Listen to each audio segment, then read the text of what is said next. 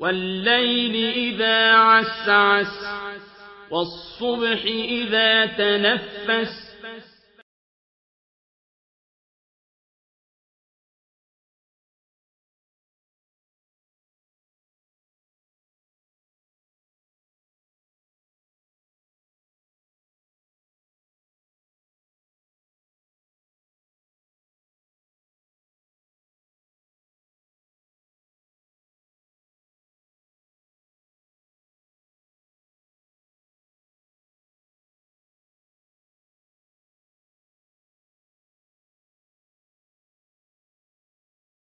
وبما أنني عضو في اللجنة المشكلة لدراستها وأحب إبراء للذمة أن أبين ما توصلت إليه اللجنة ابتداء في هذا، وهو وقت صلاة الفجر.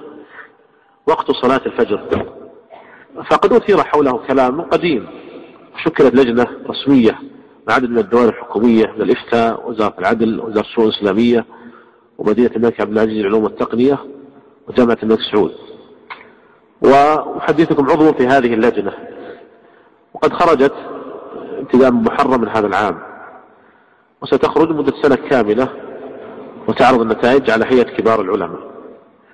ولكن الآن انتصفت المدة، يعني خرجت اللجنة 7 مرات واتضحت لها الرؤية تقريبا، اتضحت لها الرؤية فيما يتعلق بوقت صلاة الفجر، وتحققت اللجنة من وجود إشكالية بالفعل في وقت صلاة الفجر حسب تقويم أم القرى، وأن تقويم أم القرى في صلاة الفجر خاصة لا يشمل ذلك بقية الصلوات، إنما صلاة الفجر خاصة، هذا فرق كبير. وتحققت اللجنة من وجود إشكالية بالفعل في وقت صلاة الفجر حسب تقويم أم القرى، وأن تقويم أم القرى في صلاة الفجر خاصة لا يشمل ذلك بقية الصلوات، إنما صلاة الفجر خاصة، هذا فرق كبير. وتحققت اللجنة من وجود إشكالية بالفعل في وقت صلاة الفجر حسب تقويم أم القرى، وأن تقويم أم القرى في صلاة الفجر خاصة لا يشمل ذلك بقية الصلوات، إنما صلاة الفجر خاصة، هذا فرق كبير. ولذلك ينبغي الاحتياط عند أداء صلاة الفجر، لأن التقويم قد وضع على الشفق الفلكي. الشفق الفلكي هو الفجر الكاذب وليس الفجر الصادق، وضعه أحد الفلكيين ومن قديم الزمان وليس عنده علم شرعي، وبقي على هذا الوضع. ولكن لما أثير الكلام وشكلت هذه اللجنة، وسوف يعدل التقويم إن شاء الله، ومعد تقويم القرى أعضاء في هذه اللجنة ومقتنعون تماما بهذا. فينبغي التواصي في هذه المسألة العظيمة المهمة متعلقة بعبادة، ولا يقال أن هذا فيه تشويش، بل هذا فيه تصحيح للخطأ الواقع. يترك الناس على الخطأ ليس بصحيح، ولا يقال أن هذا فيه تشويش، بل هذا فيه تصحيح للخطأ الواقع. يترك الناس على الخطأ ليس بصحيح، ولا يقال أن هذا فيه تشويش، بل هذا فيه تصحيح للخطأ الواقع. يترك الناس على الخطأ ليس بصحيح. ومما يدل على صحة هذا أن الفجر الصادق ينفجر بسرعة، ينفجر بسرعة. ولذلك في صحيح مسلم حين ينفجر الفجر لا يأخذ 5 إلى 7 دقائق إلا ويضيء في السماء. الفجر الصادق إذا خرج يبهت ضوء النجوم، لكن الفجر الكاذب يخدع ويغر من لا يعرفه. ولهذا قال عليه الصلاة والسلام: لا يغرنكم الساطع المصعد، لأن له سطوع، لكنه معروف عند أهل الخبرة وأهل الاختصاص وأهل العلم، معروف عندهم بعلامات تميزه عن الفجر الصادق. وبكل حال فهذا الكلام يثير الشبهة، تستدعي من المسلم الاحتياط. وعلى كل حال الأمور تسير الاتجاه الصحيح، والموضوع سوف يعالج من قبل الجهات الرسمية، وسوف يعرض على مجلس هيئة كبار العلماء لاعتماده، ومن ثم يعدل التقويم. لكنني حببت أن أبين هذا براءة للذمة في هذه المسألة. حديث الناس في شهر رمضان هو حول الدراسة الفقهية التي وزع منها أكثر من 50,000 نسخة، والتي تحذر من خطأ موعد أذاني الفجر والمغرب. صاحب الدراسة أكد أن أذان الفجر يرفع في الليل، وهذا مخالف لسنة الرسول، والأصل هو اعتراض الشفق الأحمر في الصباح. قال عليه الصلاة والسلام وهو في سنن الترمذي، قال: وكلوا واشربوا حتى يعترض لكم الأحمر. فلا سبيل إلى رد مثل هذا الجلاء وهذا البيان. أعدل وأقسط الآلة ما كان من عين النبي وأصحابه، لأن الذي في السماء تبارك اسمه المجيد قال: كلوا واشربوا حتى يتبين، مش حتى تشكوا وتمتروا، مش هيك؟ قال عليه الصلاة والسلام كلوا واشربوا حتى يعترض لكم الأحمر. لا ولا أحمر ولا أسود ولا أبيض ولا شيء من هذا على عتب. والله قال لنا رجل بعدما سمع نعم الله على لسان النبي عليه الصلاة والسلام، قال والله مرة أعدت امرأتي الغداء المبارك اللي هو السحور، فاجتمع عيالي وأطفالي للطعام، يصومون بنصومه، وكان طعاما شهيا وسماه حقيقة كان طعام شهي، فلما اجتمعوا عليه أذن مؤذنهم قال تركتهم وكبدي يتقطع ما أكلوا شيئا، أقسم بالذي خلق السماء والأرض وأنزل الماء وأنبت النبات كان طعاما حلالا لو أكلوه. فقال الله لا تحرموا طيبات ما أحل الله لكم ولا تعتدوا. هذا من مثله يا شيخ. الأحمر إذا طلع الفجر ينشق أبيض أول ما ينشق ثم يستبين أحمر، فقال عليه الصلاة والسلام كلوا واشربوا حتى يعترض لكم الأحمر، وأشار هكذا. الأمر إذن يحتاج إلى فحص وإلى تدقيق على أرض الواقع بتصوير الفجر من البداية إلى النهاية.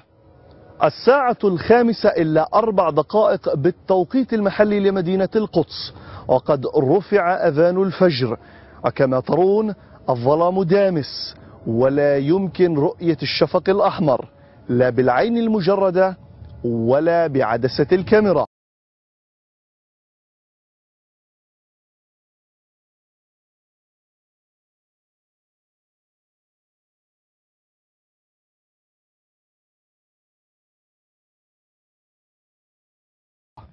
بدأنا الآن نرى الأحمر في الأفق سواء بالعين المجردة أو بعدسة الكاميرا. الخلاف كان أيضا على أذان صلاة المغرب، فغياب قرص الشمس باتفاق الجميع علامة دخول وقت المغرب. واقع الحال أن الأذان يرفع بعد بضع دقائق وليس عند لحظة مغيب القرص بالكامل من الأفق. يبقى الأمر الفصل قول نبينا عليه الصلاة والسلام إذا غربت الشمس أفطر الصائم، فمن جاء فقال نحتاط فقد تنطع، فما لا يحتاط فيه نبينا عليه الصلاة والسلام فلا يحل لأحد أن يحتاط فيه.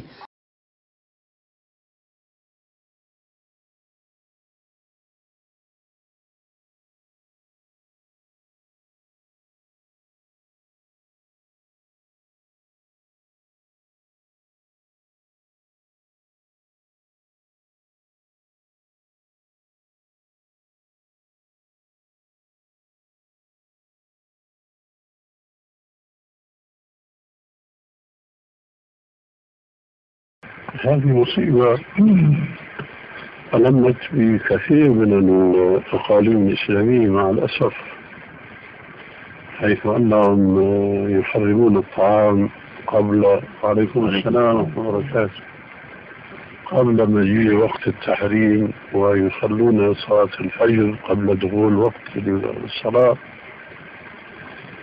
وهذا نحن لمسناه في هذه البلاد لمس اليد، وبخاصة المداري، وهذه من فضل الله عليه مشرفة.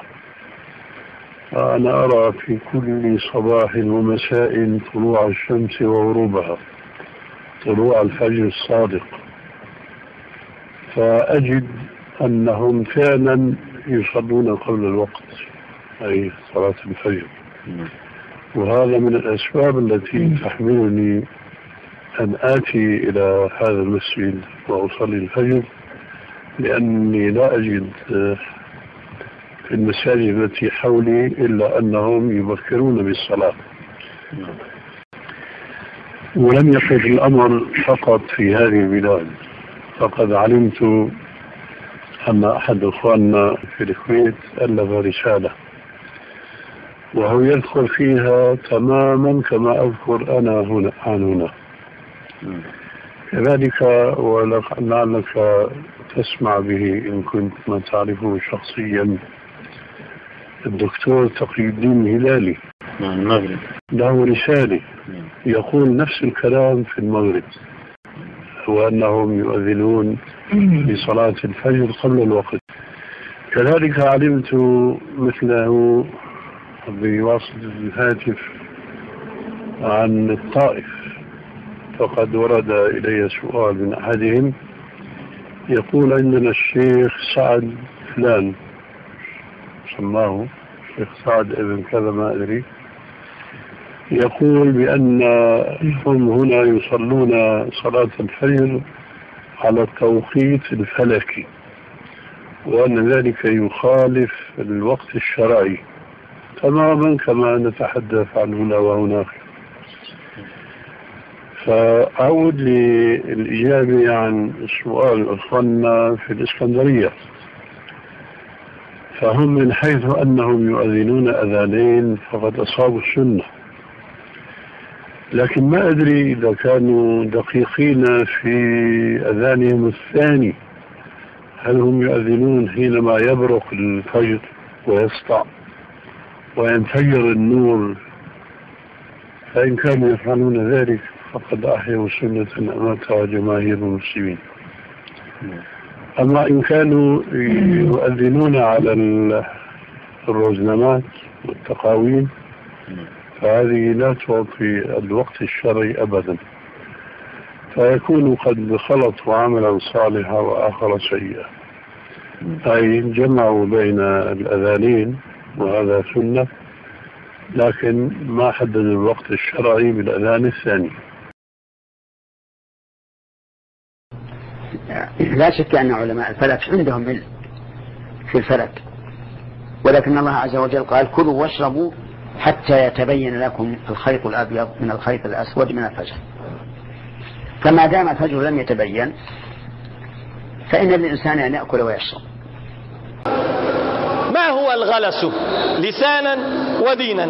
كما قال الدكتور نفسه، نقل من لسان العرب عن ابن منظور أن الغلس حمرة الشمس أول النهار.